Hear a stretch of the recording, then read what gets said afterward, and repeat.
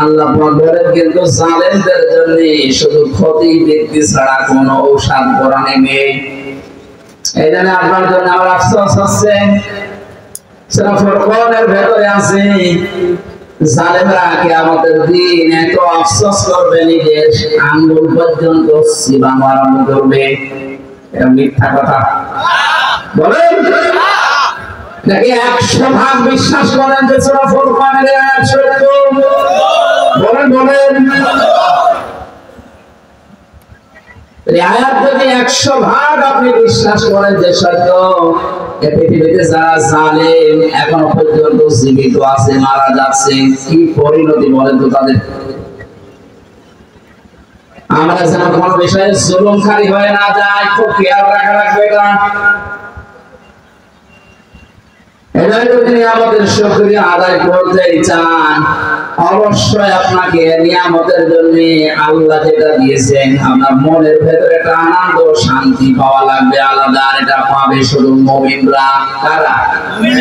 ইন্নামাল মুমিনুনা আল্লাযীনা ইযা যুকিরাল্লাহু ওয়াজিলাত কুলুবুহুম وَإِذَا تُلِيَتْ عَلَيْهِمْ آيَاتُهُ زَادَتْهُمْ إِيمَانًا وَعَلَى رَبِّهِمْ يَتَوَكَّلُونَ। রব্বুল আলামিন বলেন, আমার দৃষ্টিতে ঈমানদার বলা হয় তাদেরকে যাদের বড় বড় দাড়ি আছে।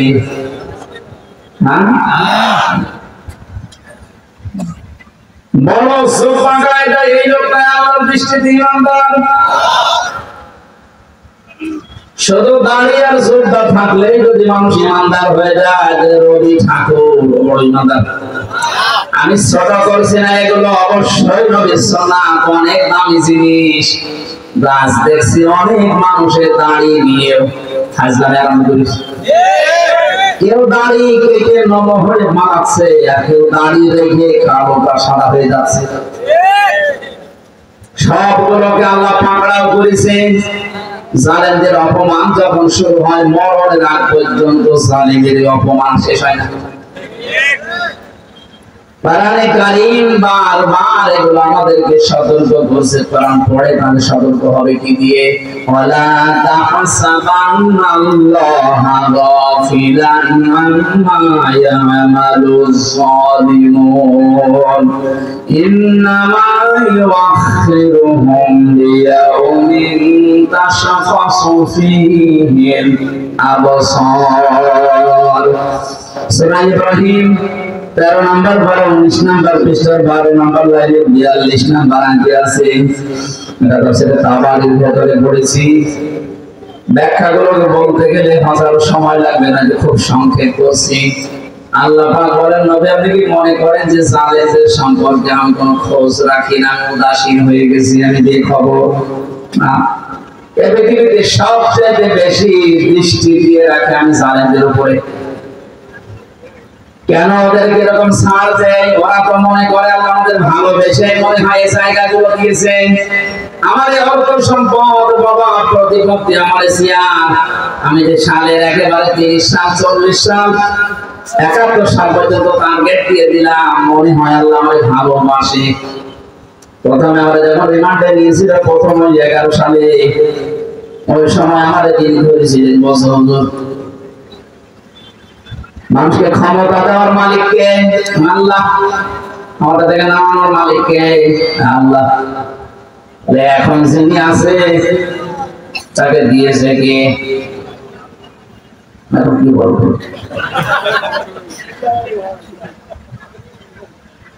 এবার আমার আয়াত শুনছে, কুলিল্লাহুম্মা মালিকাল মুলকি তুতিল মুলকা মান তাশা ওয়া তানজিউল মুলকা মিম্মান তাশা ওয়া তুইজ্জু মান তাশা ওয়া তুযিল্লু মান তাশা। ইলা আখির আয়াত। থানাতে দেখে প্রথম তো আমার এই আয়াতটা জিজ্ঞাসা করেছিল ওসি সাহেব, আপনি কি বলেন তুই আয়াতে? বললাম আল্লাহ যাকে চায় তাকে ক্ষমতা দেয়, যাকে চায় তাকে নামিয়ে দেয়। সম্মান দেওয়ার মালিকও আল্লাহ, সম্মান নষ্ট করার মালিকও আল্লাহ। আমার বোঝাতে চায় তাহলে এখন যিনি প্রধানমন্ত্রী আছে আল্লাহ চাই বলে আছে, ঠিক আছে কি বলবো?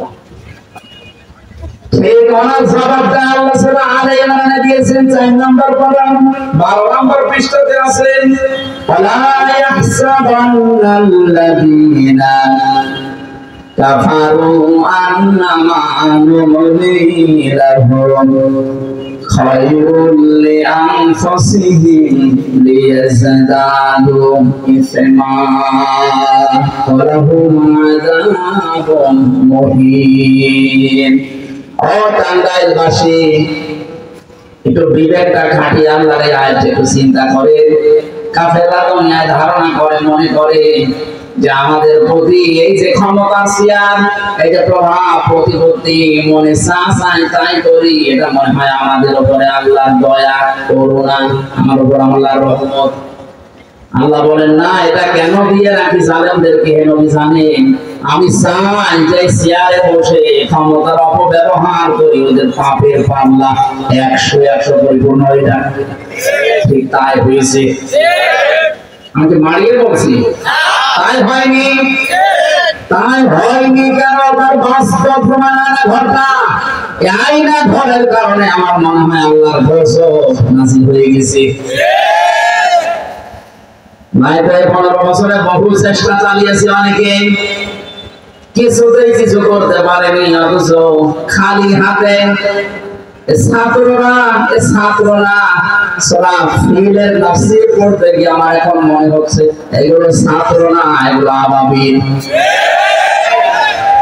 আল্লাহর ঘর খাবার রক্ষা করার জন্য আব্রাহাম বাহিনী হস্তে থেকে আল্লাহ যেমন পাখি পাঠিয়েছিলেন, وَأَرْسَلَ عَلَيْهِمْ طَيْرًا أَبَابِيلَ تَرْمِيهِمْ بِحِجَارَةٍ مِّن سِجِّيلٍ فَجَعَلَهُمْ كَعَصْفٍ مَّأْكُولٍ। আল্লাহ তার ঘরকে রক্ষা করার জন্য যে আবাবিল পাঠিয়েছিলেন, এই পৃথিবীর ময়নারে বাংলাদেশ নামক এই ছোট্ট ভূখণ্ডকে জালেমের জুলুম থেকে একেবারে যখন ইসমা লিয়াজদাদু ইসমা পরিপূর্ণ হয়ে গেছে, তাদের পাপ 100 হয়ে গেছে, আল্লাহ তখন পাঠিয়েছে ছাত্রদেরকে। এদের মনের ভিতর আসলো কি করে? এটা একটা ঠুনকো বিষয় নিয়ে এত বড় একটা পাওয়ারফুল মানুষকে সম্মানের সাথে না চোরের মতো পালিয়ে যেতে বাধ্য করেছে। পৃথিবীর এটা দ্বিতীয় ইতিহাস। ওই যে পালিয়েছিল লক্ষণ সেন, আর এইটা রাজখানে আছে পালাইনি, পালিয়েছিল কিন্তু এত পুরনো অবস্থা হয়নি শ্রীলঙ্কায়। এখানে আমাদের উচিত হচ্ছে, আমরা যেহেতু ইমানদার আল্লাহর দৃষ্টিতে, সত্যই যদি আপনি আল্লাহর দৃষ্টিতে বলেন যে আমি ইমানদার, আল্লাহর নাম উচ্চারণ করে আপনার অন্তরের ভেতরে একটা আলাদা শান্তি পাবেন। এই শান্তির ব্যাখ্যা করতে গিয়ে মুফাসসিরিন ইকরাম লিখেছেন, যাদের ভেতরে ঈমান আছে তাদের সামনে কোরআনের আলোচনা হলে তাদের পছন্দগুলো খারাপ হয়ে যায়। এদিকে সরে বসেন, এদিকে পিছিয়ে বসুন ভাই, কি ডিস্টার্ব করে না বলা, পিছিয়ে বসেন, পিছিয়ে বসুন।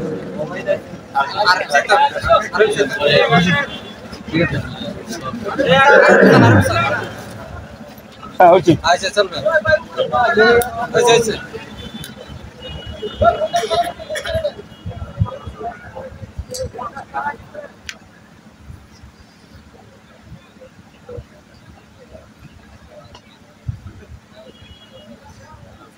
টাঙ্গাইল ভাষায় আমি শুকরিয়া আদায়ের ব্যাখ্যা করছিলাম যে একটা নিয়ামতের শুকরিয়া কি করে আদায় করতে হয়।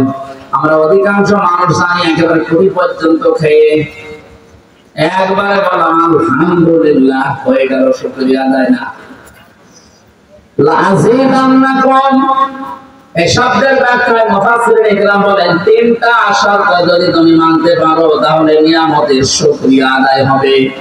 এক নম্বরে মুখে মুখে বলা লাগবে যে হ্যাঁ এটা নিয়ামত, দুই নম্বরে মনের ভেতরে একটা আলাদা শান্তি পাবেন, তিন নম্বরে ওই নিয়ামতকে পূর্ণতায় পৌঁছানোর জন্য সর্বাত্মক চেষ্টা করবে জায়গা মতো পৌঁছিয়ে দেওয়া খাইশ আপনার থাকবে।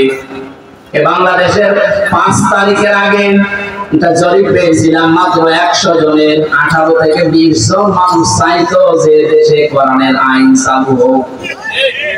5 থেকে আজকে 26 তারিখ, মাত্র এই 20-21 দিনের ব্যবধানে এখন আজকের জরিপ দেখেন প্রায় 35% মানুষ দেশে এখন চাচ্ছে যে আল্লাহর কোরআন দিয়ে এই দেশটা চলুক।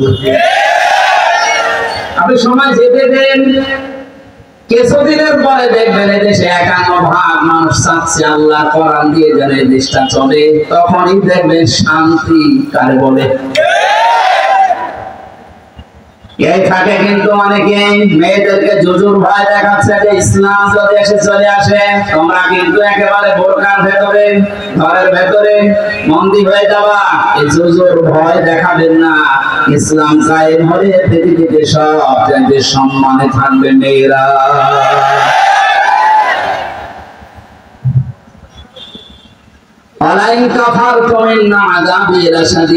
আল্লাহর নিয়ামতের যদি শুকরিয়া আদায় করতে না পারে, দেশটা যেহেতু স্বাধীন হয়েছে, চলাফেরা করার কথাবার্তা বলার সব দিক থেকে একটা নিরাপত্তা পাচ্ছে। হ্যাঁ, কিছু ষড়যন্ত্র গোপনে হচ্ছে ঠিক, তারপরেও যেভাবে নিরাপদে কোরআনের কথাগুলো আল্লাহর কথাগুলো বলা যাচ্ছে, চলতে দেন কিছুদিন, চ্যালেঞ্জের শিকড় পর্যন্ত উপড়িয়ে যাবে। এই পৃথিবীতে আল্লাহর যেটা ইচ্ছা ছিল ওইটা কায়েম হবে। আল্লাহর ইচ্ছা কি?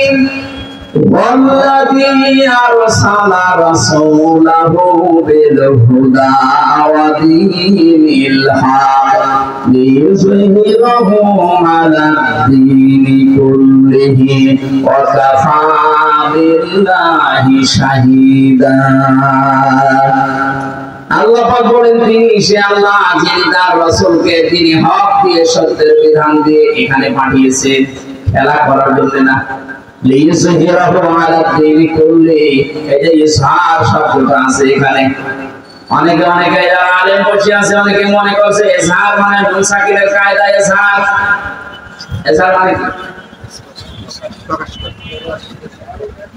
এজহার মানে এমনি শাব্দিক অর্থ প্রকাশ করা। আমরা 33টার মতো অর্থ পেয়েছি এজহারে। এই শব্দের ব্যাখ্যা করতে গিয়ে আধুনিক মুফাসসিরিন ইকরাম লিখেছেন আল্লাহ পাক চান তার কোরআনকে, তার দ্বীনকে, তার ইসলামকে জমিনে বিজয় করে দিতে। এজহার মানে শুধু প্রকাশ করা না, স্পষ্ট করা না, এজহার মানে বিজয়ী করা, দাঁড় করানো। এদেশে কোরআনে কারীমকে বিজয়ী করার মাধ্যমে আল্লাহর এই নিয়ামতের শুকরিয়া আদায় করা সম্ভব। এইটাই হবে আসল শুকরিয়া। সুতরাং আমরা এটা চাই। 33% মানুষ এখন চাচ্ছে, হিন্দু পর্যন্ত এখন চাচ্ছে একামতের দিনের দায়িত্ব যারা এদেশে ইখলাসের সাথে অ্যাক্টিভিটিস যেভাবে দেখাচ্ছে, মন থেকে যেভাবে কাজ করছে। আজকেও 3 জন হিন্দু, তাও মূর্খ হিন্দু না, শিক্ষিত হিন্দু,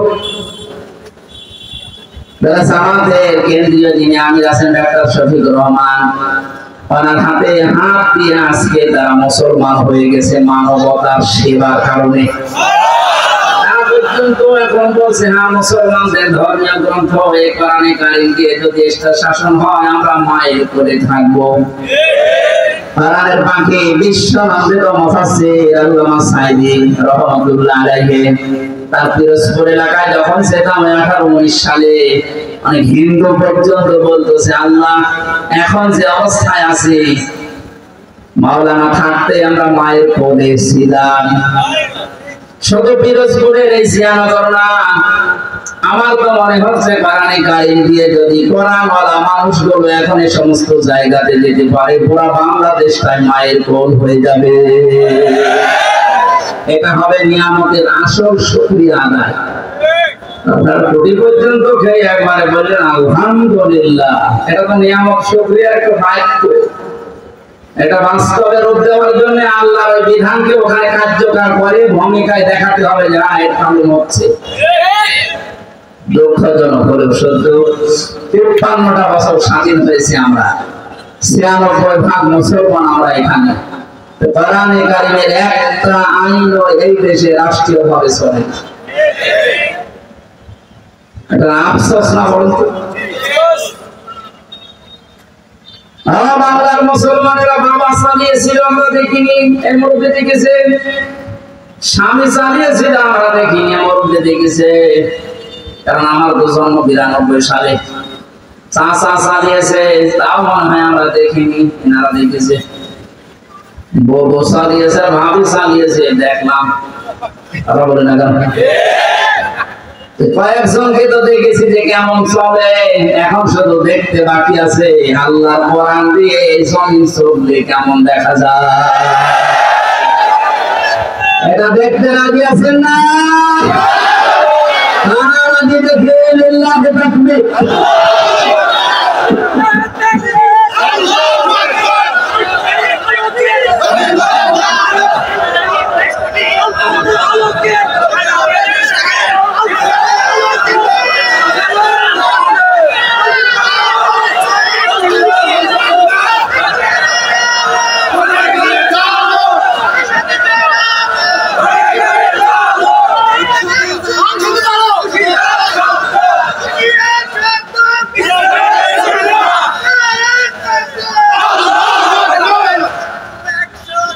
আলহামদুলিল্লাহ ভাই, দরুদ আর সালাম পড়ছে আমাদের নবী মুহাম্মদ রাসূলুল্লাহর উপরে, যাকে আল্লাহ সারা বাংলাদেশের জন্য পাঠিয়েছিলেন। যাই পড়লাম আজকে তার পরের আয়াত, এটা সূরা আরাফের 158 নম্বর আয়াত। ওলিয়া আইয়ুহান নাসু ইন্নী রাসূলুল্লাহি ইলাইকুম জামিআ। হে নবী, আপনি দুনিয়ার মানুষদেরকে এই ঘোষণা দিয়ে দেন যে আমি শুধু মক্কার জন্য, মদিনার জন্য না, তামাম দুনিয়ার মানুষের জন্য রাসূল হয়ে এসেছি। জোরে বলেন সুবহানাল্লাহ। এখন রাসূল কি এই সমস্যা কি আপনাদের?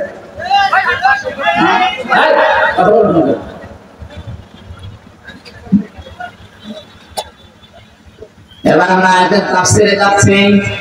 সূরা আরাফ 157 নম্বর আয়াতটা পড়েছি। পুরো আয়াত শেষ হবে কিনা জানি না, যতটুকু পারি আমি তাফসীর আকারে কথা বলবো, নাকি সাপের কাহিনী বলবো?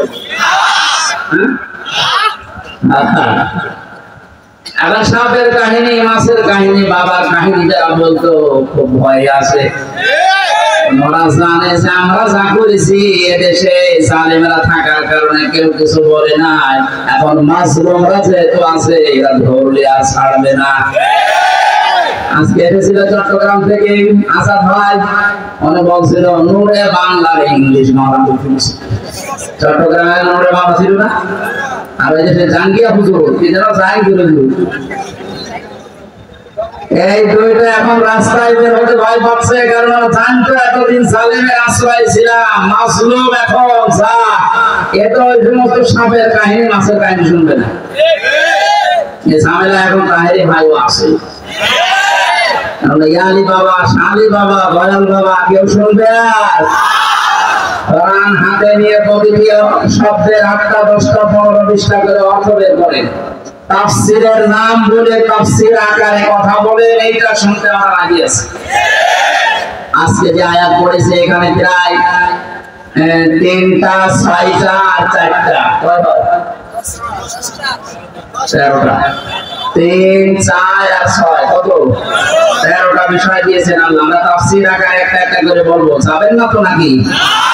থাকবেন? ঠিক আছে।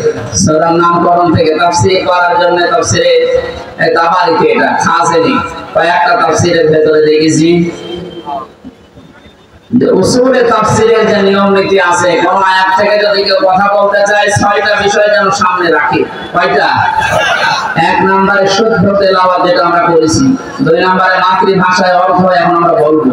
3 নম্বরে ওই সূরার নামকরণ কি। 4 নম্বরে ঐতিহাসিক প্রেক্ষাপট কি হয় আয়াতে। 4 নম্বরে আয়াতের বাস্তব কিছু ব্যাখ্যা দেওয়া লাগলো। মান ধাবা মানে কি হয়েছে ওটা ভাবলেন। এখন যুগের জ্ঞানের আলোকে বাস্তবতার নিরিখে এর সাথে মিলিয়ে বাস্তব ব্যাখ্যা আয়াত থেকে বের করা লাগবে।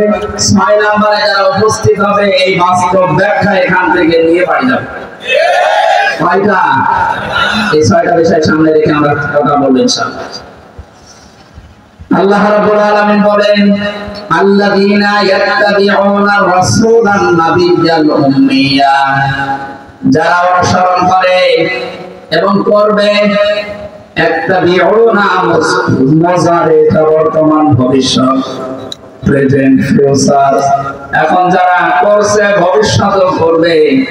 এখানে মুহাম্মদুর রাসূলুল্লাহ যেহেতু তামাম দুনিয়ার রাসূল, তিনি তার 3টা পরিচয় আল্লাহ নিজে তুলে ধরছেন। সুবহানাল্লাহ। 1 নম্বরে আল্লাহ বলেন, তোমরা যারা অনুসরণ করবা তিনি পরিচয় দিচ্ছেন রাসূলরা। আল্লাযীনা ইয়াত্তাবিউনা রাসূলা, তিনি 1 নম্বরে তার পরিচয় হচ্ছে তিনি রাসূল। কি রাসূল কাকে বলে, কেন রাসূল বলা হয়, আমরা সামনে যাচ্ছি। 2 নম্বরে তার পরিচয় হচ্ছে তিনি উম্মি। 3 নম্বরে তার পরিচয় হচ্ছে তিনি নবী। নবী কি, নবীর অর্থ কি, নবীকে কেন পাঠানো হয়, নবীর উদ্দেশ্য কি, আমরা সামনে একটা একটা করে সমঝাবো ইনশাআল্লাহ। ব্যাখ্যায় বলছিলাম না, নবীদের উদ্দেশ্য এটা যে দুনিয়ার সকল নিয়ম নীতি ধর্ম বানানো আছে সবকে পেছনে ফেলে দিয়ে আল্লাহ যেটা পাঠিয়েছেন ইসলাম, এটা বিজয় করে দেখাবে। এইটাই নবীদের কাজ। এখন নবী নেই, ওইটা নাইবে নবী এবং নবীর উম্মতদের আসল কাজ যে দুনিয়াতে কি করে দিনকে বিজয় করা যায়, সেটা করার জন্যই সব ধারণার আলেম ওলামা এখন এক হয়ে যাচ্ছে। আমি তো সূরা নসরের আয়াতটার দিকে তাকালে দেখতে পাচ্ছি বাংলাদেশ দেখে দেখে মনে হয় আল্লাহ আয়াতটা এখন নাযিল করছে। ওয়াইতান নাসা ইয়াদখুলুনা ফি দীনিল্লাহি আফওয়াজা। আল্লাহ পাক বলেন, হে নবী আপনি দেখতে পাবেন যখন আল্লাহর সাহায্য এসে যাবে, বিজয় যখন পেয়ে যাবেন, দলে দলে পালে পালে মানুষ ইসলামে প্রবেশ করছে। 75টার উপরে ইসলামী দল ছিল এই দেশে, আর 27টার উপরে জেনারেল দল ছিল। ওগুলো এখনো দিক বিদিক, এখনো দলে বিদলে বিভক্ত বিভিন্ন হয়ে আছে। 14 দলের যারা তাকান এখন বড় বড় যে মাথাগুলো সব মার্ডার মামলার আসামি। এই যে নুনু কি জানো না, নাম জানি না। এই যে নুনু ইনু, এরপরে যে মনন মেনন মনন, একই নাম উচ্চারণ করলো আমার ঘৃণা লাগে। এই শয়তানগুলো ইসলামের বিরুদ্ধে যে অবস্থান নিয়েছিল, দেশের বড় বড় জালেমরা এত বড় অবস্থান নেই। আর একজনের নাম এখন অনেকে ভুলে গেছে না, এই যে ইসলামের নাম নিয়ে একটা দল খুলেছিল হিজবুত তাওহীদ নাকি, ইমাম কি জানো নাম, ইমাম সেলিম হোসেন নাকি নাম, শয়তান এ ভারতের এজেন্ট। শয়তানের যে অবস্থান ছিল, এত পয়সা পায় কোথায়? ইসলামী দল বিদলে বিভক্ত করে মানুষদেরকে যেন এক জায়গায় এক প্ল্যাটফর্মে আসতে না দেয়, এই জন্য অনেক শয়তান এদেরকে টাকা দেয়।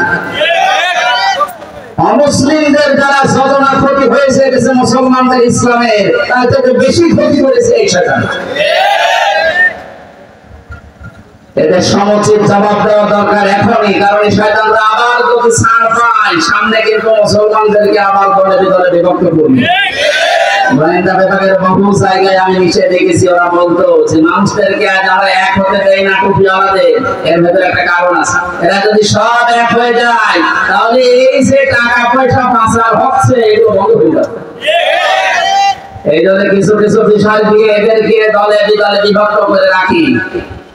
মাওলানা মামুনুল হক আমার সাথে 3 বছর ছিল পাশাপাশি।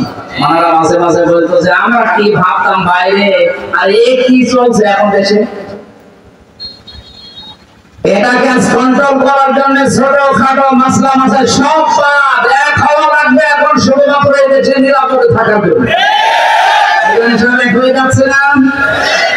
চরমনায়ের যে আলমগীর, সৈয়দ রেজাউল করিম, মাওলানা মামুনুল হক সহ জামাত ইসলামী কেন্দ্রীয় আমির ডাক্তার শফিকুর রহমান সহ প্রত্যেকে এখন বলছে আগে আমরা নিরাপদ হই। কারণ ছোটখাটো বিষয় নিয়ে আমরা লোক যতই বেশি হয় না কেন, ওরা অল্প, তাতে কি আমাদের উদ্দেশ্য সফল হবে না। আজকে একটা ঘটনা পড়ছিলাম, এক হোস্টেলে 100 জন ছাত্র ছাত্রী থাকে। কতজন? কথা বুঝতেছেন? 100 জন প্রতিদিন তাদের সকালে নাস্তা দেওয়া হয় সিঙ্গাড়া। কি দেওয়া হয়? এর ভেতরে দল বিদলে বিভক্ত হয়ে যাচ্ছে। সবাই প্রশ্ন তুলছে, না আমরা আর সিঙ্গাড়া খাবো না, সকালবেলা ওই নাস্তা দেওয়া লাগবে। হোস্টেলের যিনি ম্যানেজার আছে উনি বলছে, না একবার এভাবে হবে না, একটু তোমাদেরকে ভোটাভুটি করা লাগবে, তোমরা নাম লিখে দাও কে কি খেতে চাও সকালে। 20 জন দিয়েছে যে আমরা সিঙ্গাড়ার পক্ষে আছি। কয়জন? বলেন বলেন। 15 জন লিখে দিয়েছে যে আমরা রোল চাই। 14 জন লিখেছে আমরা কলা চাই। 18 জন লিখেছে আমরা পাউরুটি চাই। কেউ কেউ লিখেছে আমরা খিচুড়ি ভাত চাই। ওদিকে 20 জন যা চাই তার চাইতে এখনো পর্যন্ত লোক বাকি আছে কতজন? 80 জন। কতজন? শেষ পর্যন্ত দেখা গেল ভোট যেদিকে বেশি হবে ওই দিকে দৌড়ায় পাস হবে। 20-এর উপরে তো কেউ যেতে পারেনি। 80 জনের ভেতরে 8-10টা ভাগ হয়ে কেউ 5, কেউ 7, কেউ 18, কেউ 17, কেউ 15। সিঙ্গাড়া যেটা ছিল সিঙ্গাড়ায় চালু থেকে গেছে, কারণ 20 জন চাই ওইটা। এরা 80 জনের ভেতরে মত পার্থক্য তৈরি করে ওদের তার নাশ করাতে পারে নাই। সেই সময় কিন্তু এখন বাংলাদেশে এসে গেছে। আমরা যদি এখনো পর্যন্ত টুপে নিয়ে সোপা নিয়ে হাত বাবা নিয়ে এখন মারামারিতে থাকি, ওই 20টা যা চাই ওইটাই কিন্তু কায়েম হয়ে থাকবে।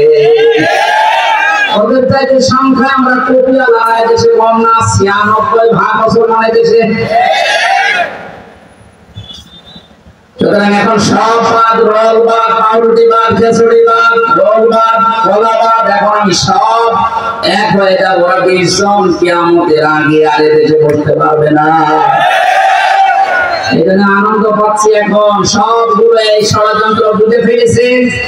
মাওলানা মামুনুল হক বের হওয়ার পরে মাওলানা শাকাওয়াতুর রাজি এনারা বের হয়ে এখন সব জায়গা থেকে এক হয়ে যেভাবে চালাচ্ছে, চালাতে দেন কিছুদিন, জালেমদের শিকড় পাবেন না ইনশাআল্লাহ। কারণ জেলে দিয়ে জালেমরা মনে করেছিল মানুষদেরকে খারাপ ভাববে। ধর্ষণ মামলা দিয়েছে আলেমের নামে, অথচ যারা দিয়েছে তারা এখন অন্যের বউ ভাগিয়ে উল্টাপাল্টা কাজ করছে। তাদের 3 ইঞ্চি বের হয়েছে। এবার বলছে না কেন? এই যে ছোট হুজুর কি জানো নাম? আদানি। আমার সাথে ওই মাসির এক ঘরে আমারে বলছে, হামজা ভাই ভাই বলছে, কারণ তোর বয়স ছোট না, বয়স তো এখন 30 আর আমার 33। তো ভাই বলটা বলবে কি? ছোট হুজুর বেশি হুজুর শুধু সাইডে ছোট তার। আমার বলছে আমারে নিয়ে গেল হাতের ছিলে এরা 12:30টার সময়, ওখানে নিয়ে পোড়া উলঙ্গ করে আমার এই হাতের ভেতরে সিগারেট দিয়েছে।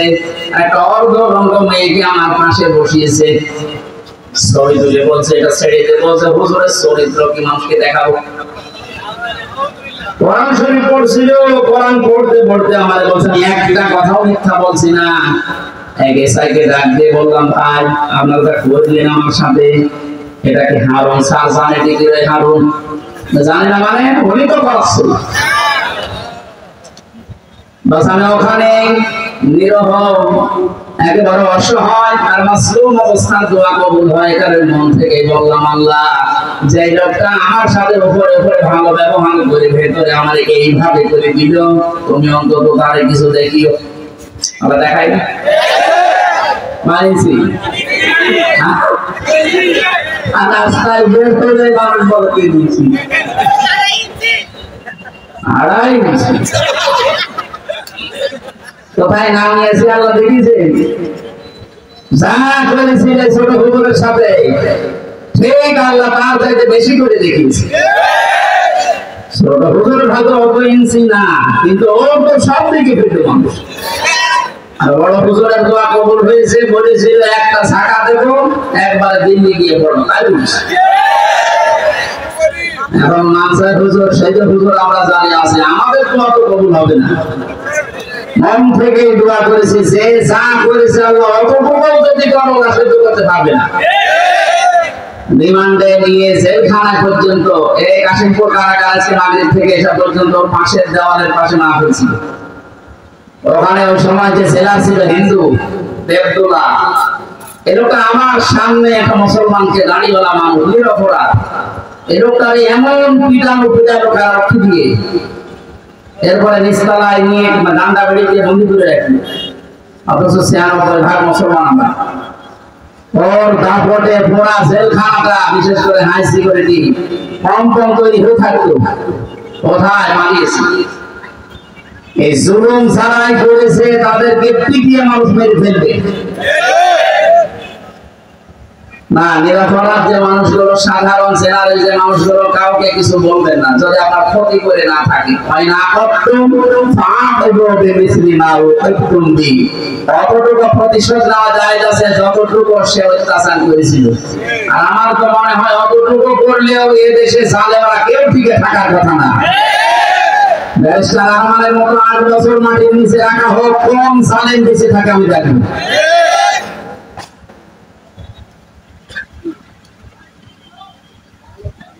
শ্রদ্ধাভাজন ব্যক্তিবর্গ যারা আছেন তাদেরকে এবার আহ্বান জানাচ্ছি। প্রতিটি শব্দের আমি এবার অর্থ বের করে তাফসীরের দিকে যাচ্ছি। ৩টা পরিচয় দিলেন আল্লাহ নবীজির। কয়টা? বিশ্বনবীর কর্মসূচি ছিল এই দুনিয়ায় ৬টা কাজ।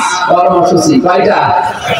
আমরা এখন যেহেতু উম্মত হিসাবে দাবি করছি, আমাদেরও কর্মসূচি হওয়া লাগবে এই পৃথিবীতে। কয়টা? ৬টা। ৩ নম্বরের যে বিষয়, ৪টা বিষয় আমাদেরকে অনুসরণ করার জন্য, অনুকরণ করার জন্য আল্লাহ আয়াতের শেষের দিকে আদেশ দিয়েছেন। আল্লাহ একেবারে শেষ শব্দে জানিয়েছেন, উলাইকা হুমুল মুফলিহুন। তোমাদের জীবন তাহলে সফল হবে। আল্লাহ আয়াতটা এখন তাফসীর আকারে শুনে আমল করে বাড়ি যাওয়ার তৌফিক দান করেন, আমিন। নামকরণ হিসাবে বলছি, এটা সূরা আরাফ। কোন সূরা? বৃষ্টি হচ্ছে নাকি? এরা ওঠে কারা? কে পানি ফেলাতে যাবেন? এটা বাদ দিয়ে যেন অন্য কাজে যায় না। অনেকে বেড়ি খেতেও যায়, বেড়ি খেতে গেলে তাড়াতাড়ি খেয়ে আবার চলে আসবে। আরাফ শব্দের শাব্দিক অর্থ প্রাচীর। আরাফ মানে কি? দেওয়াল, প্রাচীর, ডায়মন্ড। আল্লাহ রাব্বুল আলামিন কিয়ামতে একটা প্রাচীর বানাবেন, কিছু মানুষকে ওখানে দাঁড় করিয়ে রাখবেন। জান্নাতেও দেবেন না, জাহান্নামেও ফেলবেন না। সাহাবায়ে কেরাম দিয়ে বললেন, হে নবী, এদেরকে আল্লাহ জাহান্নামে দিচ্ছে না, কারণ কি? জান্নাতেও দেয় না, কারণ কি? নবীজি বললেন, এদেরকে আল্লাহ জান্নাতে দেয় না এই কারণে, এই মানুষগুলো দুনিয়াতে মা বাবার সাথে খারাপ আচরণ করতো, এ কারণে জান্নাত দিচ্ছে না। সূরা আরাফের তাফসীর, এই নামকরণে যেটা ব্যাখ্যা পেয়েছি আমি তাফসীরে হাক্কানির ভেতরে, মুফাসসিরদের এই বক্তব্য অনুযায়ী, এভাবে হাদিস অনুযায়ী বোঝা যায়, আপনি যত বড় আল্লাহর ওলি দাবি করেন না কেন, নামাজ, রোজা, হজ, যাকাত, পর্দা, প্রশিদা সব আছে আপনার, কিন্তু মা বাবার সাথে যদি খারাপ আচরণ করে থাকেন, আপনি জান্নাত যেতে পারবেন না। এই জায়গাটা খুব সেনসিটিভ জায়গা, এখানে খুব সতর্ক থাকা লাগবে। এখানে বাস্তবতা আমরা দেখছি, আজ হাজারো সন্তান আমরা যারা এখানে আছি, আমরা বাধ্য হচ্ছে মা বাবার অধিকার নষ্ট করতে আমার বউর কারণে। মা বোন যারা এসেছেন, আপনার জন্য 2 মিনিটে ওয়াজ করছি। দুনিয়া থাকার জায়গা না, আপনিও থাকবেন না, আপনার শাশুড়িও থাকবে না। মাঝখান থেকে আপনি দুনিয়ার এই কিছু টাটকা সুখ মনে করে অধিকার নষ্ট করে নিজেকে জাহান্নামের আগুনের দিকে আপনি এগিয়ে দিচ্ছেন। জান্নাত আপনার জন্য হারাম হয়ে যাচ্ছে। যদি মনে করেন শাশুড়ি তো আর মা বাপ না, ওনার সাথে আর কি না, বিয়ের পরে ওইটাই আপনার মা বাবা। এখন নিজের মা বাবার সাথে যেভাবে আচরণ করে মেয়েরা, যা মনে মনে করে চলে, শ্বশুর আর শাশুড়ের সাথে যদি আচরণ করতো, বাংলাদেশে কোন ছেলে আলাদা হতো না। মনটা একটু বড় করতে পারেন না? এই ছোট মনের কারণে এটা সংসার ভেঙে যাচ্ছে। মাঝখান থেকে মা আর বাবার বরদোয়ায় পড়ে আমারও জীবনের উন্নতি নষ্ট হয়ে যাচ্ছে। হাদিস এটা কুদসি, বিশ্ব নবীকে যে আল্লাহ বলাচ্ছেন, হ্যাঁ বলেন, পৃথিবীর কোন মানুষ যদি চায় যে তার সম্মান বেড়ে যাক, তার টাকা পয়সা বেড়ে যাক, তার প্রভাব প্রতিপত্তি বেড়ে যাক, মানুষের ভেতরে তার ভালোবাসা পয়দা হয়ে যাক, সে যেন নিজের মা বাবা আর নিজের রক্তের সম্পর্কের আত্মীয় স্বজনের সাথে ভালো ব্যবহার করে। অথচ আজ এটা আমরা 100 ভাগের 98 জন করতে পারছি না, শুধুমাত্র পরিবারে নিজের স্ত্রীর কারণে। এটা পারছেন না নিজের স্ত্রীর কারণে? কারা হাত করে তো এলাকায় ওয়াজ করা মনে ঠিক হচ্ছে না। সব আল্লাহর ওলি বসে আছে, আলহামদুলিল্লাহ। যাকে এলাকার মেয়েরা ভালো, আলহামদুলিল্লাহ। সম্মানিত মা বলেন, আমি ক্ষমা চাচ্ছি, আপনাদের আসলে বুঝতে পারি না। ব্যাখ্যাগুলো বাদ দিচ্ছি। কেন আল্লাহ নিষেধ করেছিলেন মা বাবার সাথে খারাপ আচরণ করতে, আর এই কারণে কেন তাদেরকে জান্নাতে দিচ্ছেন না, এর ব্যাখ্যা ছিল আখফিদ লাহুমা জানাহাজ যুল্লি মিনার রাহমা ওয়াকুর রাব্বিরহামহুমা কামা রাব্বায়ানি সাগীরা। আল্লাহ পাক বলেন, পৃথিবীর মানুষেরা, সন্তান যারা আছো, তোমরা তোমাদের ডানাকে খবসন করে দিবা। খবসন শব্দের শাব্দিক অর্থ হচ্ছে ডাউন করার পরে ফল করে দেওয়া। আল্লাহ এখানে ডানা হাসুল্লি লিখেছেন। জানাহন মানে ডানা, জিল্লুন মানে ছায়া বা বিনম্র, বিনয়। এই পৃথিবীর ময়দানে আমরা দেখি কোন মানুষের ডানা হয় না, ডানা হয় পাখির। তার বলেন না, পাখির ডানা আল্লাহ ধার করে নিয়ে এসে আমাদের লাগিয়ে দিলেন কেন? পৃথিবীতে বহু কিছু আমরা দেখি ডানাওয়ালা আছে, যেমন হেলিকপ্টারের ডানা আছে, প্লেনের ডানা নেই। তাদের ডানা আল্লাহ নিলেন না, পাখির টানিলেন কেন? হেলিকপ্টারের ডানা ডাউন হয় কিন্তু ফল হয় না, ও আর উঠতে পারবে না। পাখির ডানার ভেতরে এমন এমন জিনিস আল্লাহ সেট করে রেখেছেন, এটা নরম হয়, মোলায়েম হয়, সফট হয়, কোমল হয়, তুলতুলে হয়। একটার পরে একটা ফল যখন লেগে যায় আর ওর নিচে যখন ডাউন করার পরে ফল করে দেয়, পাখির বাচ্চাগুলো ওর নিচে যে একটা কিচির মিচির আওয়াজ দেয়, বাংলাতে বলা হয় অনির্বাচন সুখ। আপনারা আছেন তো? কি বলে সুখটাকে? একটা অনির্বাচন সুখ পায় এই বাচ্চারা। আল্লাহ বোঝাতে চেয়েছে উদাহরণটা সেট করার মাধ্যমে, পৃথিবীর মানুষেরাও হামজা, তোর মা বাবা যতদিন বেঁচে আছে শেষ বয়সে তারা যেন মনে করে আমার হামজা থাকতে অন্তত আমাদের আর চিন্তা নেই। এটা কি মনে করতে পারছে না? যাদের পরিবারে পারছে আলহামদুলিল্লাহ, যাদের পারছে না তাদেরকে কিন্তু আরাফে দাঁড়িয়ে থাকার আগে জান্নাত আল্লাহ দেবে না, আর জাহান্নামও দিচ্ছে না। কারণ কি? নবীজি বলেন, এই মানুষগুলো দুনিয়ার সাই করুক না কেন, ইসলাম কায়েমের জন্য চেষ্টা চালিয়েছে, দিন কায়েমের জন্য এরা কাজ করেছে, এটা আল্লাহ জাহান্নামে দিচ্ছে না। সূরা সাফের 10 নম্বর আয়াত 11 নম্বর আয়াতে বলা আছে, যারা পৃথিবীতে দিন কায়েমের জন্য চেষ্টা চালায়, এই মানুষগুলো ছোটখাটো অপরাধগুলো আল্লাহ মাফ করে দেয়, এদেরকে আল্লাহ জাহান্নামের আগুনে দেয় না। এজন্য আমরা যারা ইসলামী আন্দোলন করে দিন কায়েমের চেষ্টা চালাই, ছোটখাটো অপরাধ হলে আল্লাহ মাফ করে দেবে, জাহান্নামে দেবে না। কিন্তু মা বাবার সাথে যেন আচরণ খারাপ না হয়, জান্নাত পাবেন না। নবীজি হাদিসের শেষে কিন্তু আর বলেন না যে কোথায় দেবে, জান্নাতও যেতে পারছে না। পারিবারিক জীবনের কারণে জাহান্নাম আল্লাহ দিচ্ছে না, ইসলামী আন্দোলন করার কারণে ওখানেই যদি দাঁড়িয়ে থাকা লাগে, এটা আমার মতো কপাল পোয়া কেউ আছে? আল্লাহ আমাদের হেফাজত করুন, বলেন আমিন। এই সূরায় আল্লাহ তিনটা পরিচয় দিচ্ছেন 157 নম্বর আয়াতে।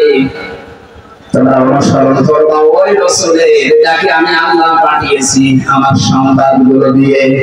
তার রাসূল তার কাজ ছিল এই পৃথিবীতে যে কয়টা আমরা 9টা কাজের কথা পাই দুনিয়াতে, যে রাসূলুল্লাহ যে কাজগুলো করেছিলেন। يأمرهم بالمعروف وينهاهم عن المنكر।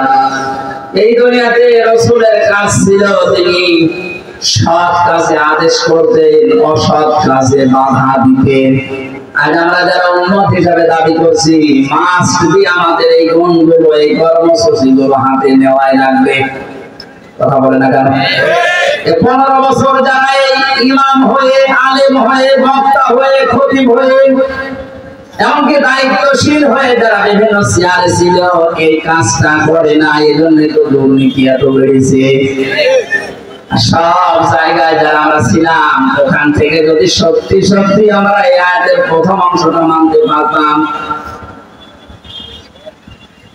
আমি যদি চেয়ারে বসে 40 বছর একাধারে ওয়াজ করি যে ভাইরা দাঁড়িয়ে রাখেন, কেউ আমাকে বাধা দেবে? এখানে ভাইরা 5 ওয়াক্ত নামাজ পড়েন, কেউ বাধা দেবে?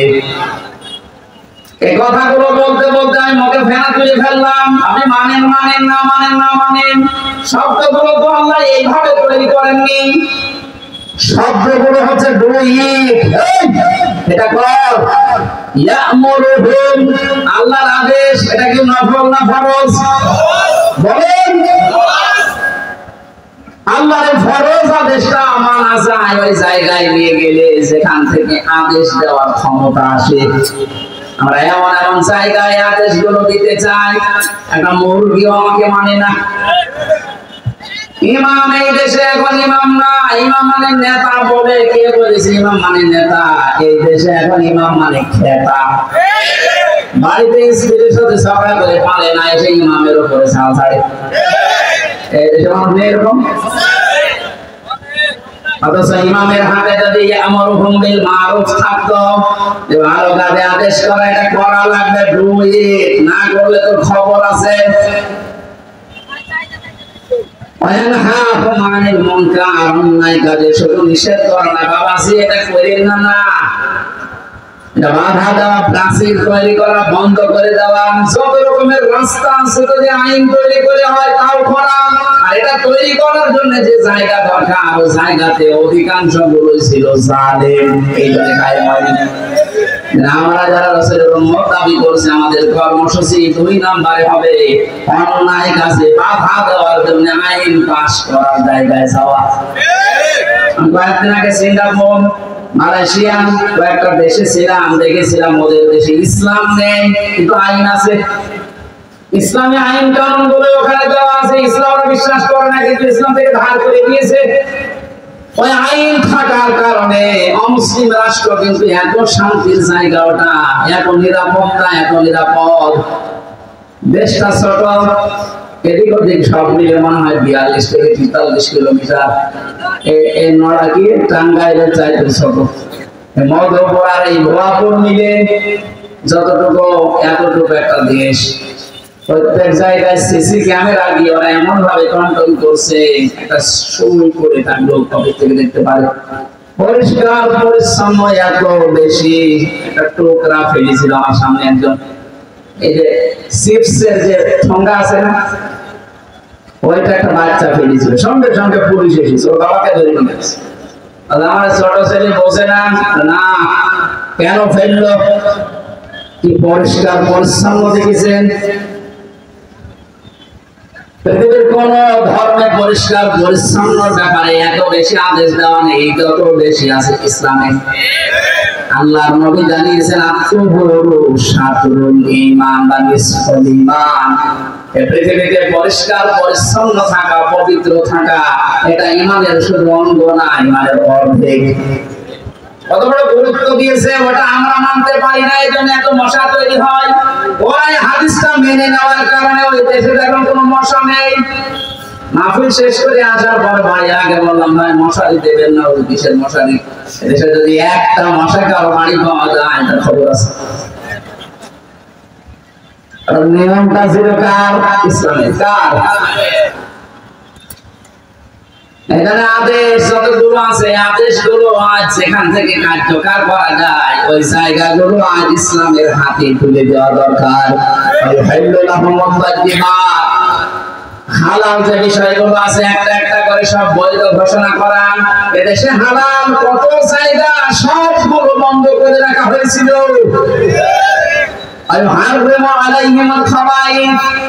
যত অবৈধ বস্তু আছে নাপাক বস্তু আছে ওটা হারাম ঘোষণা করা রাসূলের কাজ। রাসূল এখন নেই, রাসূলের নায়েবে রাসূল আছে, রাসূলের উম্মতেরা আছে, তাদের এই কর্মসূচি হাতে নেওয়া দরকার। যত অবৈধ কাজ আছে সব আইন পাস করে হারাম ঘোষণা দেওয়া।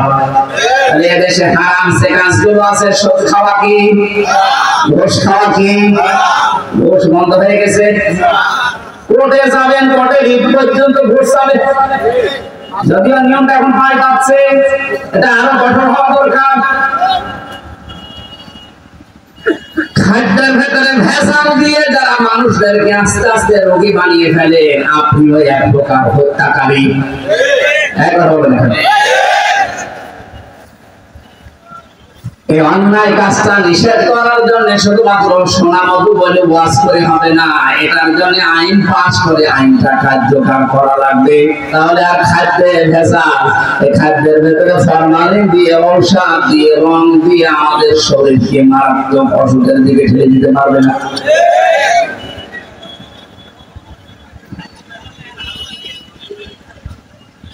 ويحل لهم الطيبات ويحرم عليهم الخبائث ويضع عنهم إصرهم والأغلال التي كانت عليهم। আল্লাহ পাক বলেন, হে নবী, আপনার কাজ হচ্ছে মানুষের উপর থেকে বোঝা নামিয়ে দেওয়া। যে বোঝা ছিল মাথার উপরে, বুকের উপরে, পিছে মারছিল, আল্লাহর নবীর উম্মতদেরকে দিয়ে আল্লাহ সেই বোঝা অলরেডি নামিয়ে দিয়েছে। ষড়যন্ত্র তো থেমে নেই, এখনো পর্যন্ত মাঝে মাঝে ষড়যন্ত্র হচ্ছে, হবে সামনে।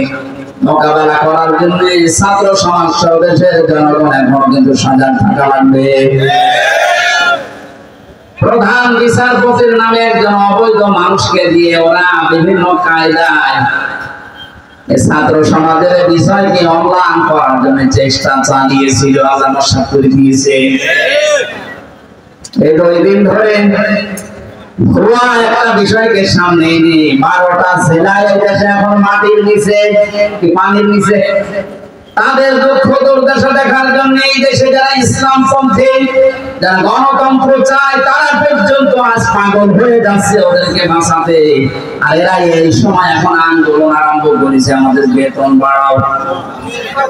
ওরা আর কাজ পাবনি, মানুষ পানির নেশা ভাবনা খাচ্ছে, কালকে দেখবেন ভিক্ষা করে 70 টাকা পেয়েছে, সেখান থেকে 10 টাকা ওই বন্যাত মানুষদের জন্য দান করছে, আর এখন আন্দোলন করে বেড়াচ্ছে। এগুলো সব ওই সালে নিয়োগ হওয়া।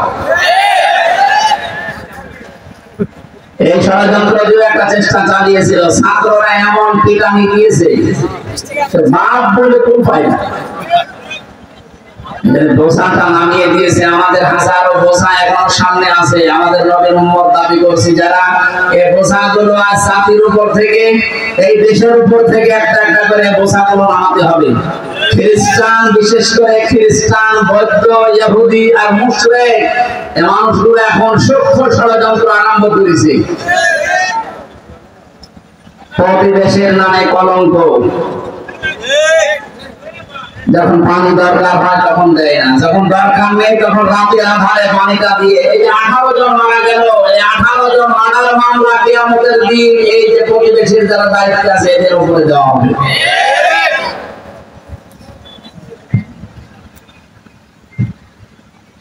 প্রতিবেশের কাজ যেটা সেটা যদি না করে, উল্টা যে শব্দটা আছে আমি বললাম না, আমার ভাইরা, এখন নবীর উম্মত হিসাবে আমাদের কাজ যেটা হবে, ফাল্লাযীনা আমানু বিহি ওয়া আযযারুহু ওয়া নাসারুহু ওয়াত্তাবাউন নূরাল্লাযী উনজিলা মাআ। 1 নম্বরে আল্লাহ পাক বলেন, হে নবী, তারা যেন আপনাকে বিশ্বাস করে। আপনাকে বিশ্বাস করার অর্থ হচ্ছে আপনার উপরে যে বিধানগুলো দিয়েছি এই বিধানগুলো মেনে নেওয়া, তার মানে কোরআনে কারীম। ওয়ানাসসারুহু, তাকে সাহায্য সহযোগিতা করেন, ওয়ানাসসারুহু, পরামর্শ দিয়ে কাছে যেভাবে হোক তাদেরকে সাহায্য করা। যেহেতু রাসূল এখন নেই, নায়েবে রাসূল যারাই চেষ্টা চালাচ্ছে এই দেশকে দুর্নীতি মুক্ত করার জন্য, অবশ্যই বাংলার জনগণের এখন এই আয়াত অনুযায়ী দাবি তাদের পাশে থাকা, সাহায্য করা, পরামর্শ দেওয়া। আল্লাহ পাক বলেন 4 নম্বরে তোমাদের কাজ হবে এই দুনিয়াতে আল্লাহর পাঠানো নূরের অনুসরণ করে। আমি আল্লাহকে দেখানো আল্লাহর পাঠানো নূরের নাম কি? কোরআন। বলেন ভাই, এখনো পর্যন্ত আপনি শান্তি কারে বলে শুধু শুনেছেন, দেখেননি। যদি অনুসরণ সত্যি আমরা কোরআনের করতে পারি, আর যেখানে এটা থাকা দরকার আইন পাশের জায়গায় যদি নিয়ে যেতে পারি, 100 ভাগ শান্তি কি দুনিয়া, এটা মেনে জান্নাত হয়ে যাবে। শেষের সাথে আল্লাহ নিজে জানাচ্ছেন, উলাইকা হুমুল মুফলিহুন। 11টা বিষয় যদি নবী আপনার উম্মতেরা কিয়ামত পর্যন্ত মেনে নিতে পারে, কিয়ামত পর্যন্ত তারা সফল হতেই থাকবে। বলেন আমিন। আল্লাহুম্মা আমিন। রব্বানা আতিনা ফিদ দুনিয়া হাসানাহ ওয়া ফিল আখিরাতি হাসানাহ ওয়া কিনা আযাবান নার।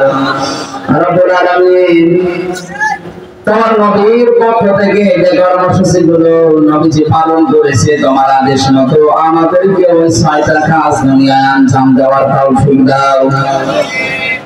নবীজির কাছে অগ্রসর করার জন্য কোরআনে কারীমের যে ভূমিকাগুলো আমরা শুনছিলাম, তুমি আমাদের জীবনে পুঙ্খানুপুঙ্খানু আদায় করার তৌফিক দাও।